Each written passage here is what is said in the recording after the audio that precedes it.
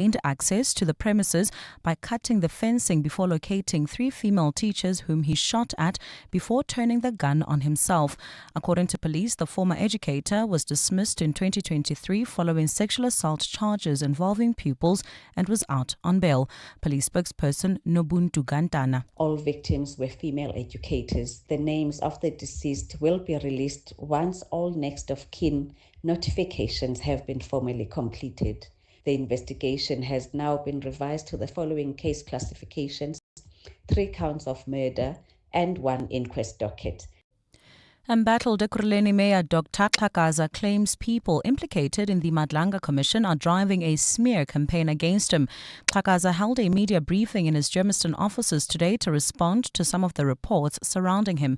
A recent News 24 report placed Xhakaza at the scene of a fatal shooting of DJ Bongani Mfihlo and alleged he misled police investigators over the death of the city's former auditor Mpho Mafole. Thabiso Goba has more. The Ekurhuleni municipality has featured prominently in the Madlanga Commission. From murder and corruption cover-ups to irregular tenders, the metro has seen it all. As Mayor Dr. Xhakaza has suspended a number of the municipality's senior officials based on the information from the Commission. You would know that ever since we took a decision to implement consequences, there's been a fight. Information from the Commission. You would know that ever since we took a decision to implement consequences, there's been a fight back. There's been pushback, largely in the social media. You know, some of these people that have been driving this, we've taken them to court and have decided now to change their platforms to continue with their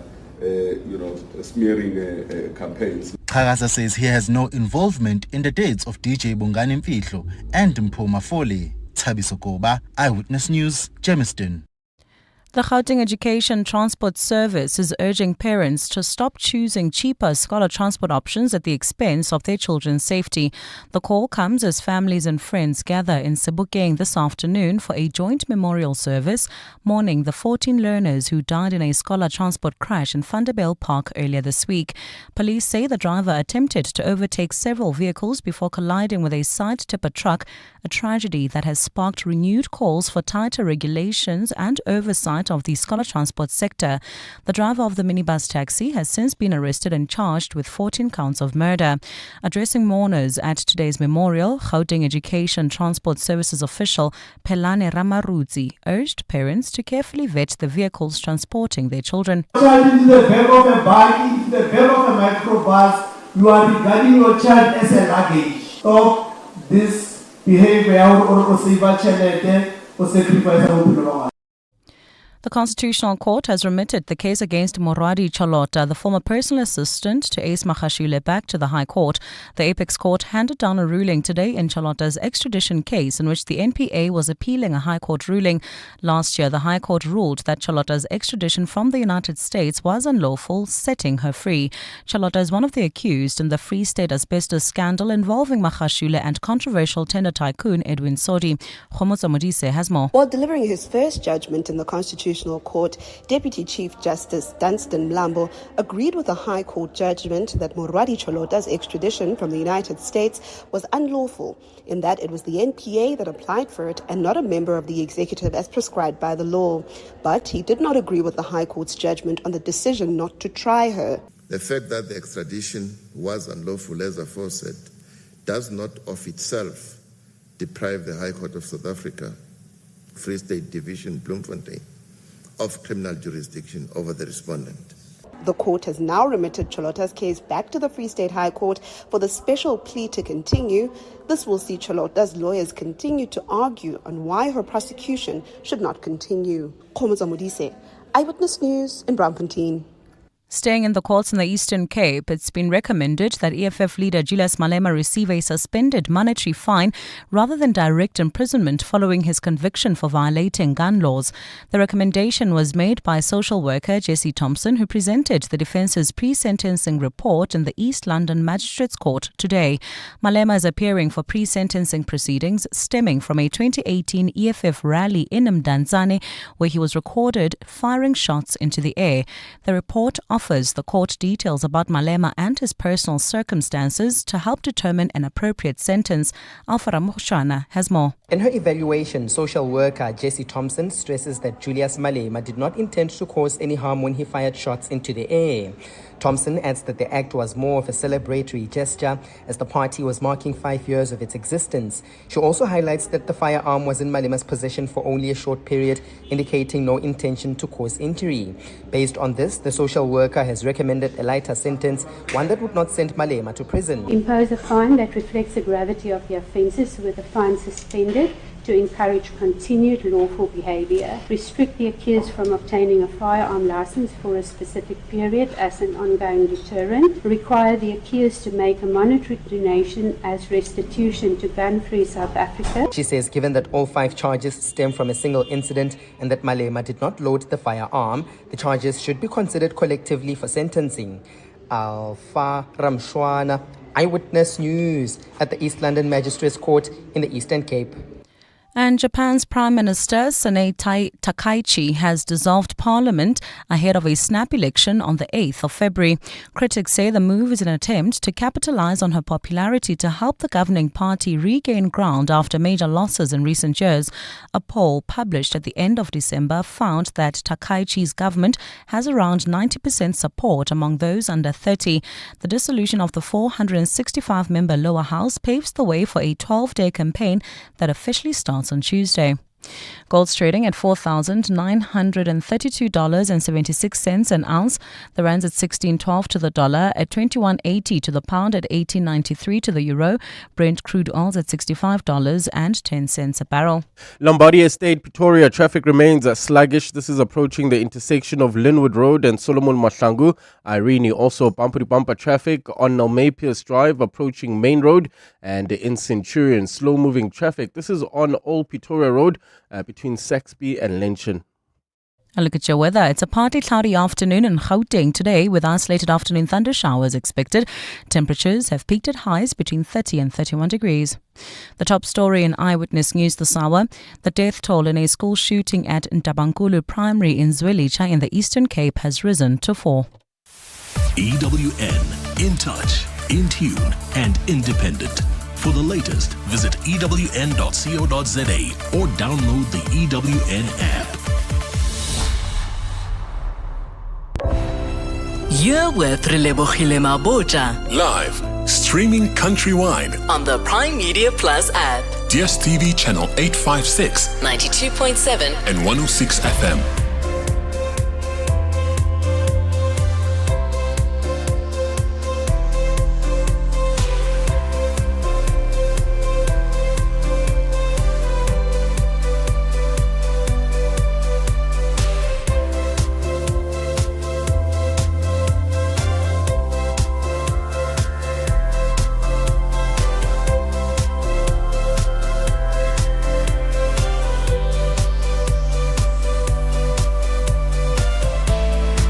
Nine minutes after 2 o'clock. It is the second and final hour of 7:02 afternoons with me, Relebogile Mabotja, on this Friday, the 23rd of January. You know, because I say it every week, one of my favorite features is coming up the upside of failure. We got to enjoy some music. We got to enjoy some food. Now let's have some conversation. And today we are going to be joined by speaker, facilitator, and CEO of the Conversation Strategist, and she also happens to be an author. Her book is out. We'll chat about it. Her name is Nozipho Tshabalala. Get in touch with us, 011 883 0702. SMS us 31702. Tweet at Relebogile M, at Radio 702, using the hashtag 702 Afternoons, and the WhatsApp line 072 702 1702. 702. The upside of failure. Proof that a setback can lead to a step forward. The upside of a failure on 702 Afternoons. And today we're joined by speaker, facilitator, author, and the CEO of the Conversation Strategist, Nozipho Tshabalala, who's fresh from Davos. We take your calls on 011 883 0702, the WhatsApp line 072 702 1702. What was Davos like? It was Trumpy. You know, I love hearing you say that, is because it has multiple meanings that are all very accurate. You know, the conversations were laid. It didn't matter whether you were in a little coffee shop listening to people over coffee and a croissant or in the actual sessions. I think there was the definite overshadowing of this moment in history, this political moment. But I also think what was really nice was to see the pushback against the Trumpiness. And we saw this in some of the big speeches, Makani being one of them. But also one of the conversations I moderated with the president of Ghana, President Mahama, was all about what does this mean for Africa now? And what are we going to do in terms of reclaiming our own sovereignty in this new world? So Trumpy in good and bad ways, if I can put it like that. So in terms of the conversations that you did facilitate, which is the one that stood out the most and why? You know, I really think that the African sovereignty conversation was a stand-up moment for me. Because firstly, you saw Africans showing up in force. So we had multiple heads of states and former heads of states in the conversation. And the big thing was, guys, we need to stop talking about this conceptualized idea of sovereignty. And maybe, just maybe, we need a bit of a reality check and to snap out of sort of the feel-good, Ubuntu, common solidarity and ask ourselves, what does that look like in action so that we can actually reclaim back our space? And I felt coming out of that conversation very energized that I think we are in for a reset from an African perspective. But more than that, it wasn't just politicians in the room. There were leaders of international organizations that are not even on the continent saying, we're going to back this reset because we can see that Africa has the ability to lead it. I walked out of that feeling that I was in the right place at the right time for a conversation that is so important for the continent. So I have to then ask, from your perspective, because I know many of the listeners, those of you that are watching on YouTube, viewing, where do you think the AU is going to fit in this next chapter for Africa? Yeah, I think it's a brilliant question because one of the things that's come out strongly is just so you know, I absolutely love when guests say that to me. Thank you. That's my little star for the day. And they say, what a great question. Tick, tick, tick. I get a kick. So one of the things that's come out of the conversations that institutions are going to be more important than ever before, but not institutions for institutions' sake, those that are able to actually execute on their mandate. And if you look at the space, the Pan-African space that the AU occupies, this is do or die. This is the moment where we say, okay, we know Agenda 2063. We know the big vision that the AU has set out for the continent.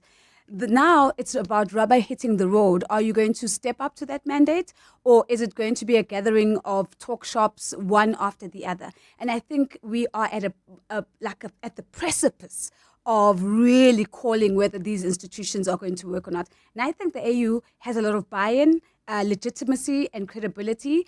And this is a moment where I really think the AU is going to have to show up or ship off. And I think we've got it because there's nowhere else to go. If you think about, the big international organizations, whether you're looking at like the World Trade Organization and so on, all of those powers are being minimized by the world order that we're seeing that's emerging. So no one's coming to save us.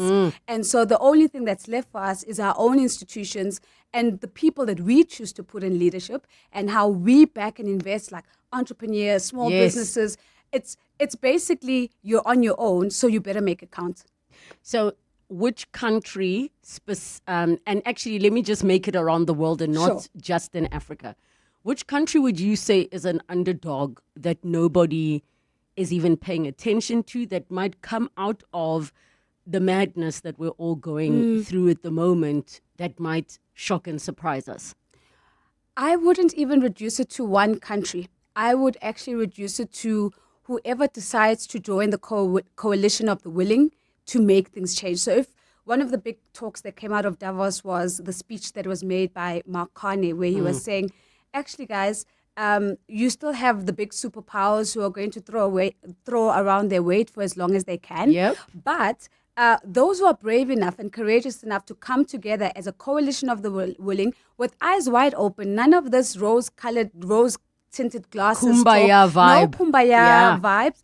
And to say, guys, based around this particular opportunity, this particular leverage, we're going to come together and we're going to put our strength together and we're going to make a difference. And I think countries who are brave enough to step away from their traditional partners and join different coalitions are going to be the underdogs that make it. And this is not about spreading yourself thin. It's actually about really thinking about what actually matters for our national interest and who are we going to align with around those areas. I think we're going to have a reimagination even of what Global South means. I think we're going to have a reimagination of even North-South dialogues, because I think relationships, partnerships and allies it's a free for all now, and people get to choose, or countries get to choose how they reconfigure those relationships. So whether you're an underdog that makes it over the finish line, it's your race to run. And the beautiful thing, I mean, we're about to come out of the year of the snake, for those of you that know, but it's all about shedding. And I as much as there's so much negativity, I truly am seeing this as a beautiful opportunity. This is like going to be in the history books of what does this new order of the world need to look like. But we continue our conversations with Nozipho on the upside of failure when we come back. Got big dreams for 2026? New goals, new adventures, new car? Don't wait. Let's jumpstart your January with up to 75,000 Rand cash back when you buy selected quality pre-owned cars from participating Motor Select dealerships nationwide. Don't wait for life to happen. Make it happen with Motor Select. Deal ends Saturday, 24 January. Hurry to motorselect.co.za now. T's and C's apply.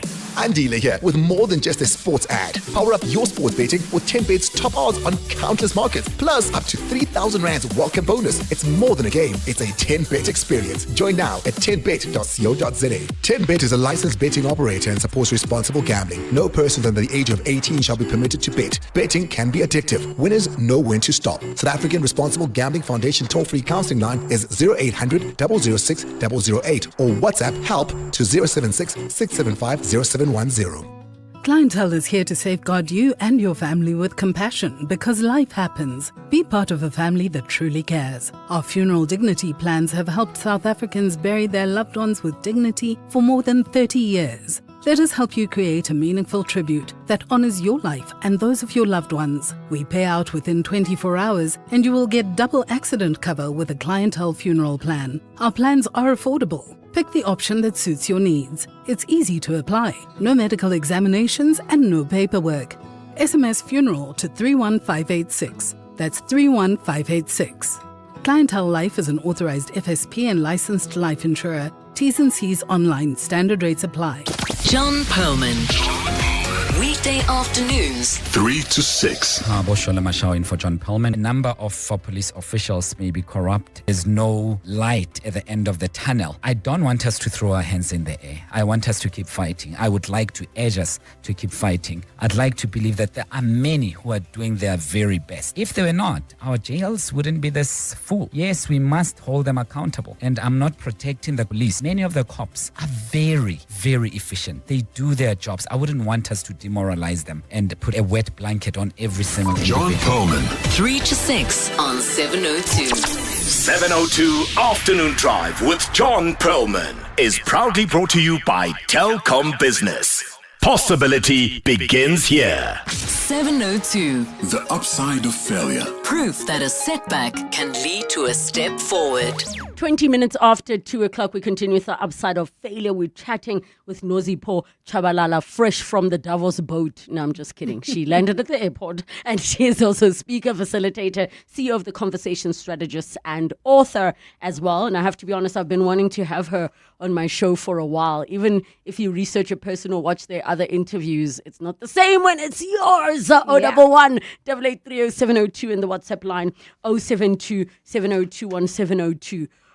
What were you like as a kid growing up? There are many people who early on, whatever that thing is seen from the start, as opposed to people you'll meet who'll be like, oh no, I was nothing like this. I was the kid who didn't talk in class. I was the never lifted my hand. I was forced to participate. What were you like as a child? I think my consistent thread is that I've always been a confident child.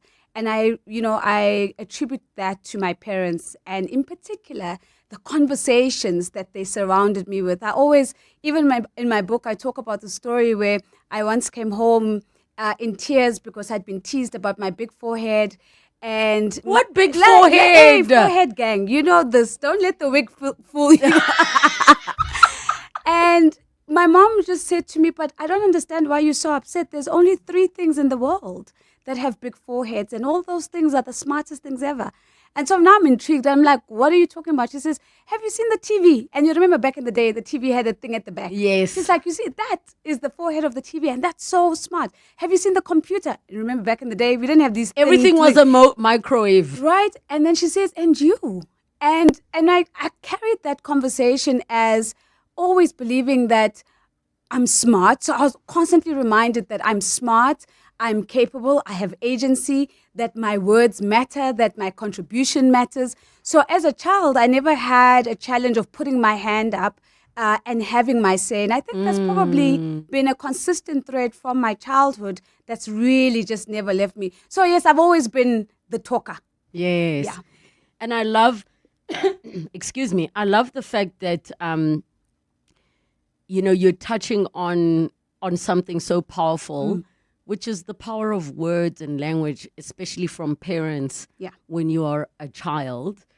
Being a parent myself, it's, you constantly need to be reminded, like, what's your words, what's your language, because the kids can remember well into their 40s. Remember that time we say, and it just shapes their entire world. In terms of the home life, what was that like as a whole? I mean, what was the structure like in terms of, were both parents there and siblings, and how did that contribute to the woman you are today? I think one of the greatest gifts that my parents gave me was actually the gift of a mother and a father together in one home. And I say that really knowing that that is not the norm for everyone. But I think now, as a mom and a wife, I have a deeper appreciation for that unit that they kept together at all costs. But outside of that, we grew up in extreme poverty. I speak about this in the book, and I always say that I'm not a fan of parading our poverty, but I'm also less of a fan of minimizing our stories because we want them to fit the modern day narrative. And my origin story is that I come from deep poverty. My mother was a street vendor. My father was a security guard. And based on what my mother could sell off the table, and my father literally putting his body on the line every day to protect the assets of whoever he was working for, that is the thing that actually got me through school, got me and my siblings to everything we have. And so, and I know we're going to talk about failures, but I think one of the things that I had to then work through as a child is being able to navigate the reality of being in a really good school with really rich kids, and knowing that you come from the street vendor table and the security guard context. That contrast. That contrast. Yeah. And as a child having to learn that there's no shame in where you come from, and that actually where you're starting has got nothing to do with where you're going. And as young minds, we don't always have the faculty to make that call and that distinction. And so you find yourself sometimes sitting in shame that you have no business being in as a child. And it's so weird in so many ways how as society we view things that actually do not even make sense. So from the simple things like, as kids, the big things are you're being made fun of, right? And we can't even that stems from somebody's home. Where did one child learn, I can make fun of you and make you feel a certain way? Sure. Then it becomes, oh, your parents driving this and your parents aren't even driving, but I'm like Audi TT 10 toes, and that shame that gets built into us. How did you start shedding that baggage? And it's not just the shame and the guilt. I'm sure somewhere there's also some level of survivor's guilt where you look at the fact that I come from a neighborhood where we all started in the same place. Some never moved from there, and you've just landed from Davos. You were facilitating a conversation with the president. how have you been able to, and if you've not fully shed it, continue to do what you need to do while carrying it? You know, I love the fact that you bring survivor's guilt into it, because oftentimes we think about survivor's guilt almost externally, like I survived the township that I grew up in, or I survived the community. Sometimes the distinction is closer to home, where you survive and your siblings do not. Yes. And how do you then continue to hold relationships with the people you shared a womb with? And though the outcomes of your life are fundamentally different. It's one of the things I talk about in the book as well, having to recalibrate my relationship with my sisters, because our journeys and our pathways were, just so different. But I honestly think that, some of the things that we still probably have to reflect on is, how do we not carry that survival as a guilt? Because I think therein lies the opportunity to go, how do I translate my story into an everyday normal story, that it is entirely possible for someone who comes from Pietermaritzburg with my background to be sitting in Davos and moderating a panel of presidents. How do we normalize that? And I think a lot of it actually has got to do with not only the conversations around you, but also the ones you have with yourself. I think underlying that, one of the things I wanted to land is, and I talk about this in the book as a fundamental failure of my childhood. I was a perfectionist as a child. And as a child, to become a perfectionist, you're socialized into that. And the reason you become socialized into perfection is because you come from a really struggling background. And so then you are taught that you only have one shot at everything. And even just to add there, I think there's maybe something that has not been said out loud, but for kids who were perfectionists, there are other things that become attached to it. Yeah.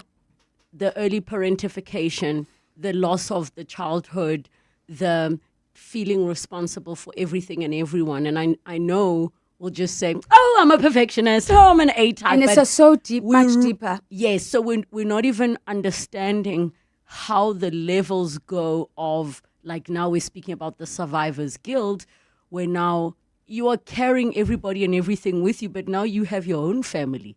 Yeah. Now you are a wife and you are a mother, and there are certain things that are no longer yours to carry. And it starts even earlier. I think that tension begins to knock, where you start realizing there are weights that are not yours to carry, but because you've only lived one way, where you've had to carry and to be responsible and to be a leader even before your time, you continue to hold on to those things. And one of these moments for me, which sometimes when I speak about it, I'm still literally brought to tears. When my mom passed, I remember my dad saying to me, I don't like the casket that has come with the funeral package, so we must go choose a casket. Here I was, walking in a warehouse with my father, looking at coffins and going, oh, gold handles, oh, satin lining, and just having a moment of, oh, this is surreal. I've never thought I'd have to do that. And while I was doing that, one of my aunts called and she says, no, they're preparing for the funeral. She's like, no, we wanted to check with you, I'm the eldest in this context, whether we should be buying beef or oxtail norox. And I remember the tears just fell, because I thought to myself, decision fatigue. Like, why must I be the one making this decision? The first thing I thought about as you said that is decision fatigue. And how early you start having to carry those decisions. So it took me 2 years of therapy to work through that moment, but also to realize this, that part of the reason why the deferring of that decision had to come to me is that I had also begun to teach my family that I am the only one who's capable of making the decision, of carrying the weight, of leading in whatever context. So it becomes it becomes cyclical, because you can't break out of it. You're socialized into it. It's the default. And then you carry it. Yeah. And then you perpetuate it as well. Yo, girl. Kuning. I'm saying, sorry, I'm relating so much to everything you're saying, because also in that moment, it would feel like, are you honestly telling me nobody could decide to buy beef over oxtail? While right now, I'm going through the most difficult loss of my life, and I have to now choose, like you said, the Saturn or the thing. And you want to scream, and you want to all of those things. But we continue with the upside of failure. It's time for the news. Time for your latest Eyewitness News headlines. Good afternoon. Thanks, Relebogile. Good afternoon. Ace Magashile's former PA, Moradi Chalota's lawyers have welcomed the Constitutional Court judgment, saying they're looking forward to ventilating other points against her extradition from the US. The Apex Court handed down a judgment today on the lawfulness of Chalota's extradition, sending it back to the Free State High Court. Last year, the High Court found the deportation to be unlawful. One survivor who was caught in the Mozambican floods with missing Ekurhuleni Roads and Transport MMC Andile Mgwevu is on his way back to South Africa. Mgwevu has been missing for over a week after the car he was travelling in was swept away by floodwaters in Chokwe. It's believed Mgwevu was travelling with 4 other people in the vehicle, with only one person so far having been found. And Malaysia has lifted its temporary ban on Elon Musk's Grok artificial intelligence chatbot. The move comes nearly 2 weeks after concerns were raised about AI-generated sexualized deepfakes. Grok generated an estimated 3 million sexualized images of women and children in a matter of days, revealing the scale of the explicit content that sparked global outcry. Those are the headlines. This Eyewitness News and more at 3 o'clock or as it happens. EWN Traffic. We still have bumper traffic. This is in the Lombardy Estate area in Pretoria. This is approaching Graham Linwood Road and Solomon Mahlangu. In Irene, bumper traffic on Nalmapius Drive heading towards Main Road. Also in Hermanstad, expect some delays leaving the Pretoria CBD. This is between Boomhagen and the R80. Look out for those faulty traffic lights in the Edenvale area at Morafontein Road and Van Riebeck. And we still have slow-moving traffic. This is leaving Brakpan heading towards Benoni between this is on Rangeview Road between Dube and Tom Jones. If you come across any other traffic issues, please WhatsApp us on 072 702 1702. There's more EWN on air, online, and on the EWN app. There's a new way to experience all your favorites. Pulse Africa, the 24/7 fast channel, now live on PrimeMediaPlus.com and the Prime Media Plus app, bringing you the best of Prime Media around the clock. Watch the biggest moments from 7:02. It's non-stop entertainment and authentic African storytelling, all from Africa's leading media network. Pulse Africa, only on the PrimeMediaPlus.com and Prime Media Plus app. For the best game viewing, you go to Mpumalanga. For the best whale watching, you go to Hermanus. And for the best in investments, go to Nedbank. Earn up to 7.6% interest with a Nedbank Just Invest account and access your funds within 24 hours. For better returns, go with Nedbank. See money differently. Nedbank. We're a licensed FSP and registered credit provider. T's and C's apply. At Isuzu, we know every delivery, every kilometer, and every load is building something bigger. This truck month, set your business up for success with special deals across the Isuzu N and F-Series ranges. Don't get left behind. Speak to your Isuzu truck specialist or call 08600 Isuzu and secure your truck month deal today. Isuzu, with you for the long run. T's and C's apply. Get online exclusive Unreal deals for 3 days only at Pick n Pay ASAP and Mr. D. Get 600-gram Lancewood cheese for only R99.99 each. And 1 litre Pick n Pay extra virgin olive oil for only R159.99. Get hundreds of Unreal deals delivered by Pick n Pay ASAP and Mr. D. Valid 23 to 25 January. T's and C's apply. What happens when investment is driven by purpose? You build a legacy that lasts 30 years and counting. The Mine Workers Investment Company marks 3 decades of empowering mine workers and their families through smart, sustainable investment.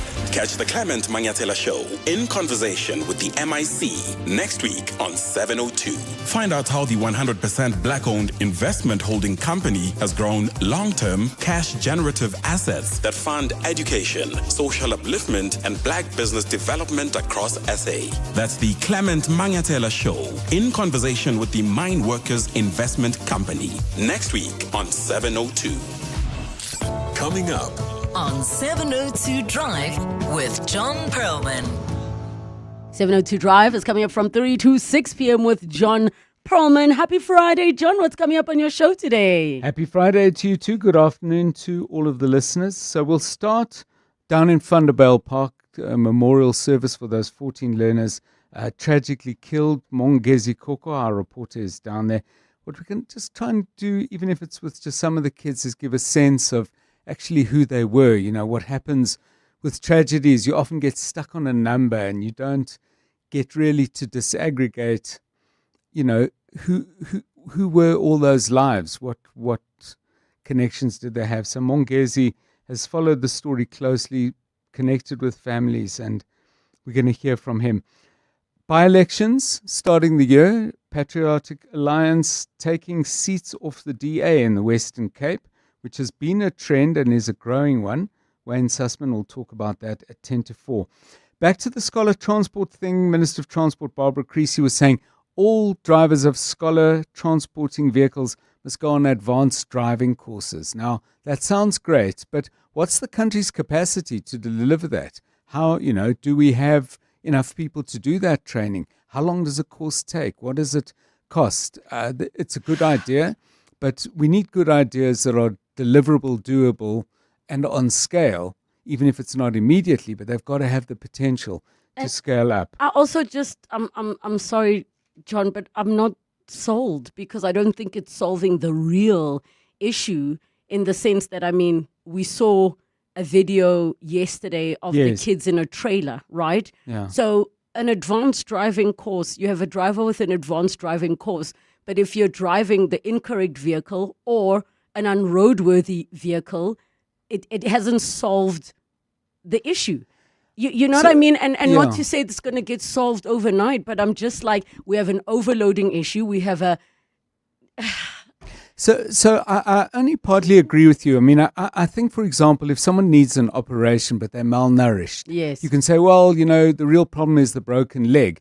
But, you know, for them to survive an operation, they need to be eating better. Yes. You've sometimes got to do more than one thing. So I don't have a problem with breaking it into parts. Yes. Because that's not her only suggestion. But what we're doing is we're looking at the component parts one by one, saying, well, okay, if you're going to do A, B, C, and D, let's look at A, let's look at B, let's look at C and D, and look at our capacity to deliver all of those. Your point's absolutely right. You can't do one thing, but sometimes if you say, well, you can't do everything, let's do nothing, which is a different kind of paralysis. And let's also be more proactive. Let's stop being reactive. I'm tired of these conversations being reactive. Like it's heartbreaking, and I can only imagine Mongezi getting to know the stories. It's going to be a very tough show, but I hope everybody tunes in. And I know you've got Randall's. Yeah, Randall's one song at 10 to 5. We will talk to some remarkable young people who have just completed the Cape to Rio yacht race.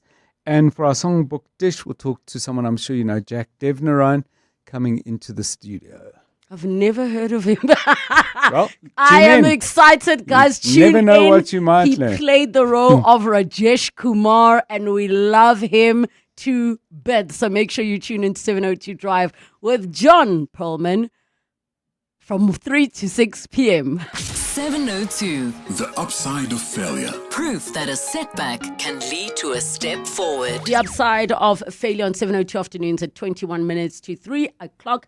And we're continuing our conversation with our guest for today, Nozipho Tshabalala, speaker facilitator, CEO, as well as author. Now, if you're thinking, she's been mentioning her book. You didn't even tell us the name. The book is called After the Fires, Unlocking the Power of Letting Go. 011-883-0702 and the WhatsApp line 072-702-1702.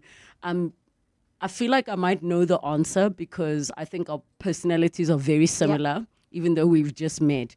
But when you were a child, what was in your mind, what did you believe failure is compared to you today in this moment? I think failure was probably disappointing my parents. I think that was the biggest thing that I wanted to avoid at all costs. And I think therein lies the seed of that being socialized into perfection. Because your parents, and let me say my parents put the fear of God in me to say, this is where we're coming from. We're doing everything in our power to try and get you out of this situation. So don't disappoint us. And disappointing us looks like not doing really well at school, being around boys, putting yourself in the risk of a teenage pregnancy. And so as a child, you minimize the space of your childhood because you don't want to fall into those traps. And so on the one hand, while it might be really great because I then became a very academically competent child, I was very competitive academically. I was a goody two shoes of note. I was teacher's pet through and through. Those things might sound all like green flags initially, but as they become cemented in your habits, in your mindset, in your DNA, they manifest negatively in other spaces as well.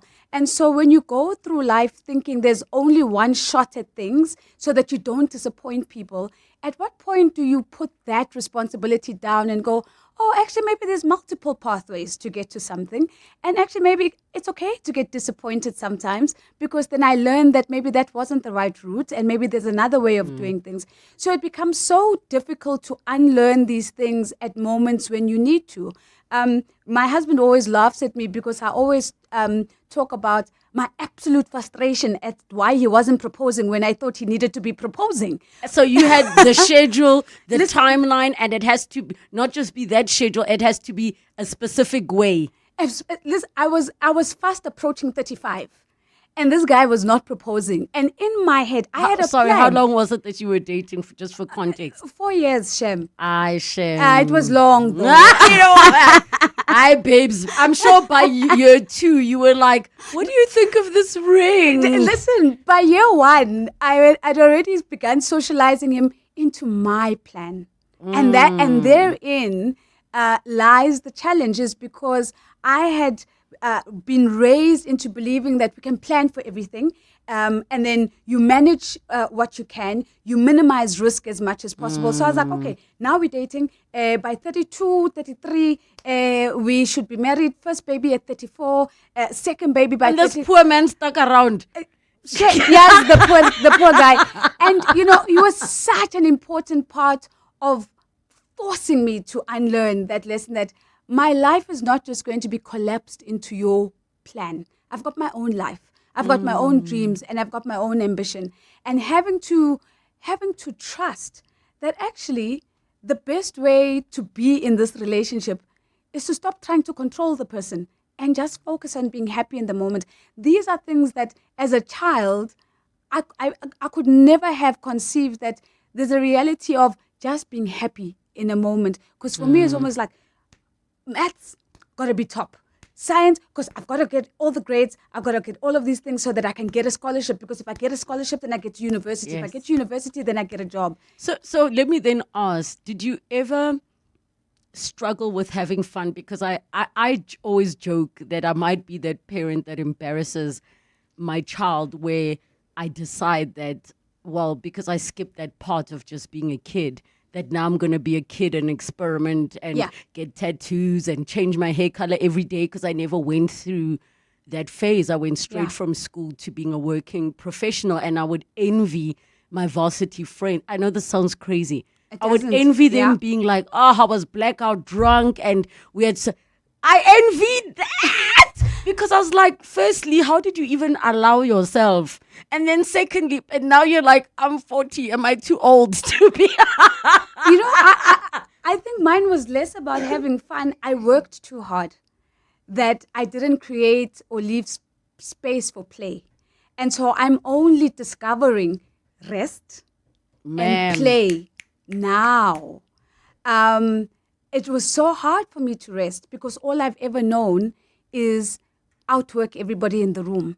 And that's what secures your space. And that's what keeps you in the room. And that's what keeps you ahead. And suddenly now having to go, actually, rest is actually part of the recipe to staying in the room and getting ahead has been absolutely hard. I still can't nap during the day. But at the because very of least, the guilt that it comes with. Yeah, intombazane lele. Like, how's it While go? the sun is out. While the whole sun is out and you are sleeping. I've really had Sorry, to I want to unpack that. die of laughter with this because I think we completely underestimate, and I think I've said it before to the listeners, when you grow up in a home, our whole conversation was, did you grow up in a home that encouraged sleep or not? And what did that do to you, right? Yes. So already, if Kastwana, you can't sleep until the sun is poking you in your behind, Yes. and da-da-da-da-da. Now as an adult, and my mom would be like, how rest? I'll be like, did you teach me how to I don't rest? know how to rest. I don't know how to rest. I literally had to, in part therapy, part also, like, learn how to rest, but also learn that I deserve rest. Because I didn't know that I'm worth rest. Can I also add what else you deserve? Some rest is not a reward for achieving. Just by the mere fact that you exist. You can be unemployed. You can be a stay-at-home. What do they call? You can be a trophy wife. You deserve rest. And it doesn't have to be earned. And there it was, having to unlearn that I have to earn it, I have to achieve it. And then play. My goodness. Like, I honestly think my husband is the fun parent because I didn't know how to play. I'm just like, okay, we're going to do an activity, but it must end at this point, and then we move on to serious things. I'm having to learn how to play. One of the things that I've been fired from doing in our marriage is booking anything in relations to holidays. Why? Because the poor me and my poverty mindset want to go cheapest flights, cheapest hotels, and we have landed in... And itinerary and blah, blah, blah. And so we've landed in very, let's say, places that don't look like the picture. On the screen one too many times. And so I have been fired from the job because it's been realized that I haven't realized that I'm no longer in that poverty trap. I still, in moments like that mindset of scarcity takes such a long time to snap out of it that even when you are in absolute abundance, you can't even see the tree for the woods. Yo, we've got a call on Audible 1-883-0702. Zeno in Midrand. Go ahead. Hey, Relebogile, how are you doing? Good, thanks, and you? I'm doing great. And shout out to my good friend, former colleague out there, Nozi. Hey, Nozi. Hi, Zeno, so lovely to hear from you. That's amazing. It's been forever, man. Oh. Just so proud of you. Just so proud of you. Thank you. I From our waitressing days. Waitressing days in university. Oh, wow. Working hard.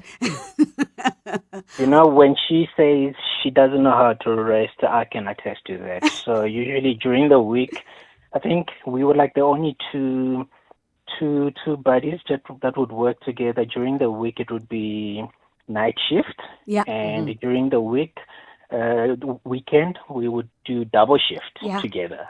And that was pretty much our routine. And that was exactly what got us. And I must say, Nozi was like one of those committed ones. When she says she was a teacher's pet, I can attest to that. Oh, my gosh. Listen, my most favorite thing is when our Upside of Failure guests in studio have people calling them and connecting with them and also sharing and saying you can attest to it. We need to take another break. When we come back, the Upside of Failure.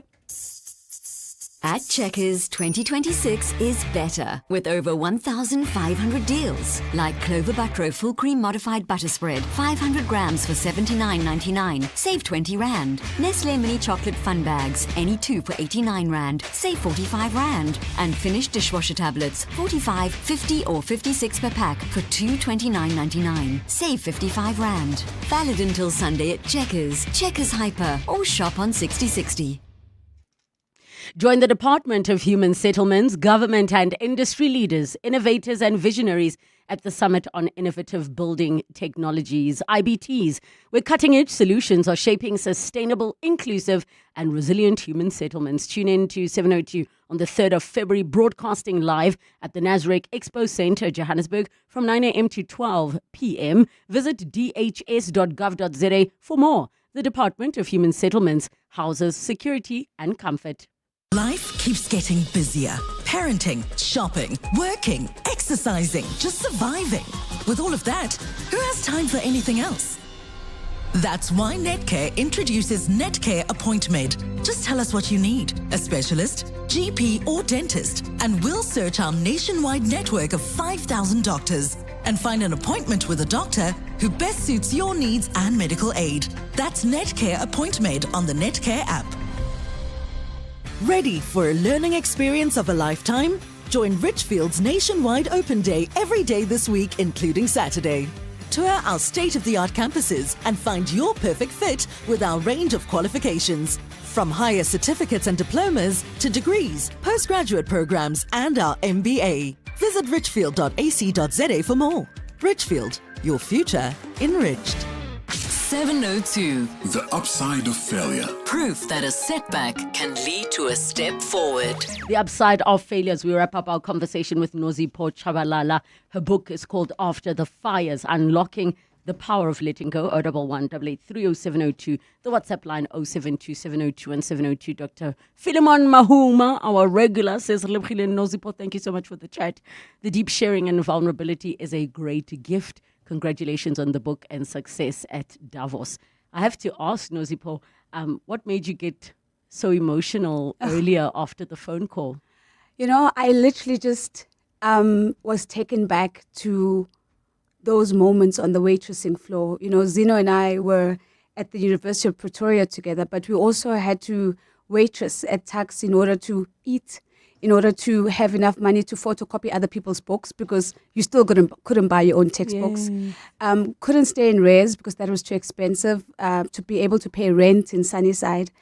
And to remind myself that even this thing that we talk about lightly now, this absolute work ethic, was the only thing that got me through.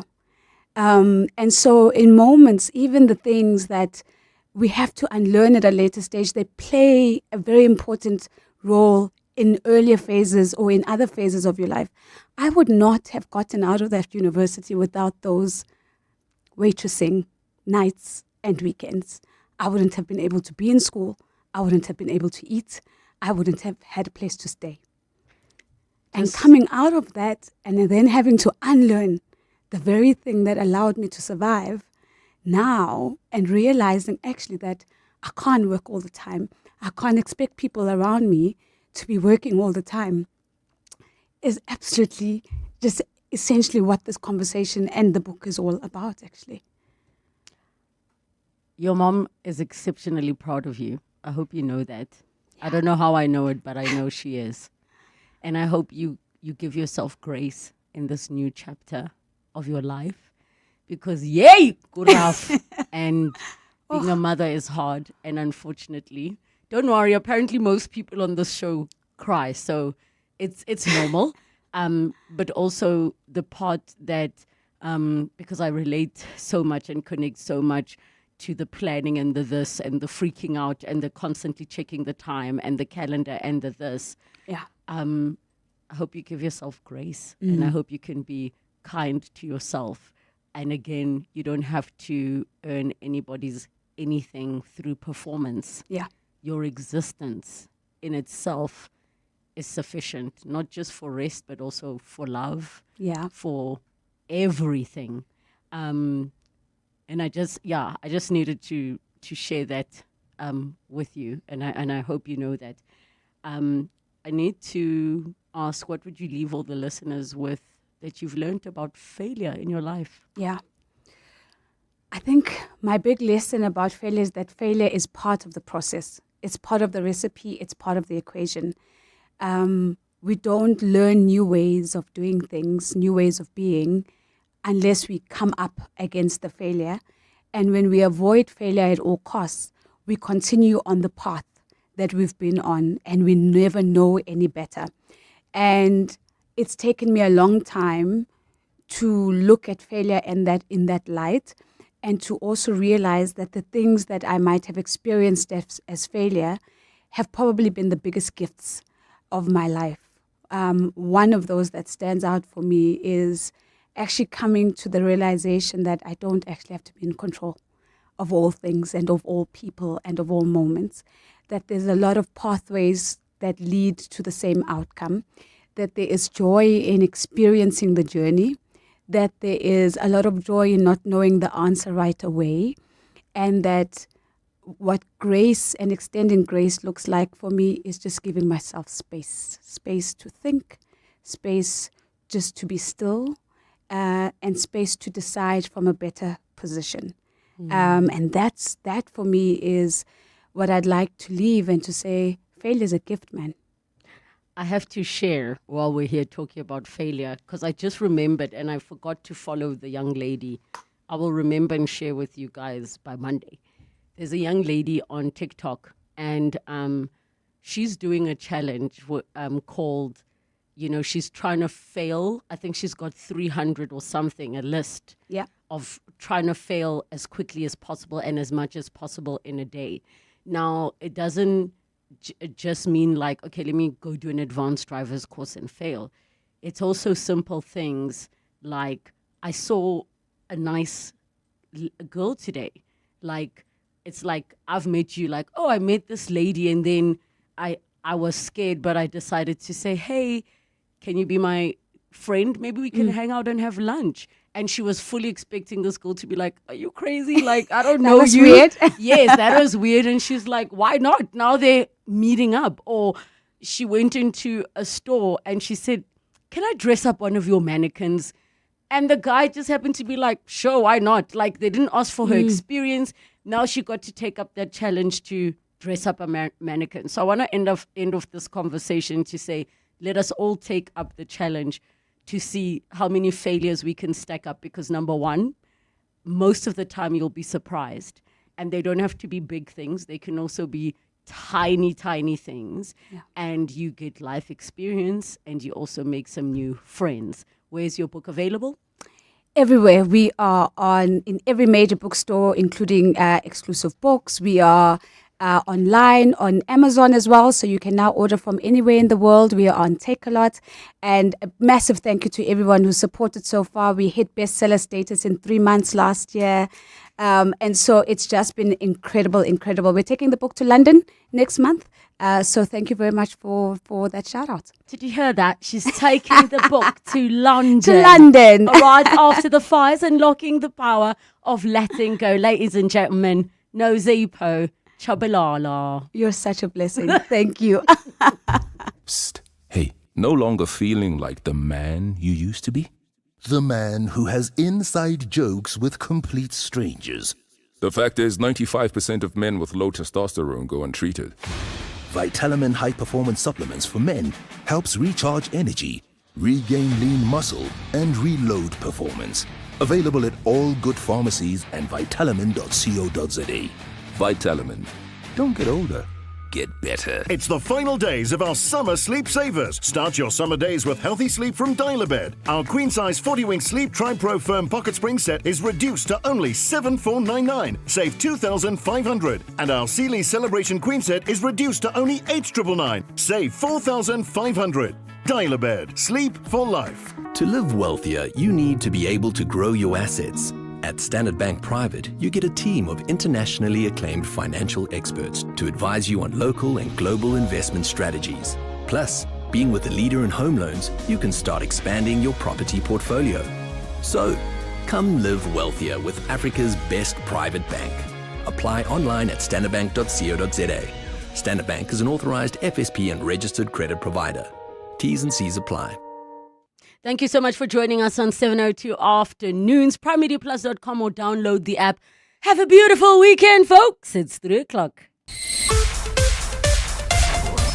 This is EWN. grief-stricken families of 14 pupils killed in minibus taxi crash remember their children, and death toll in Eastern Cape school shooting rises.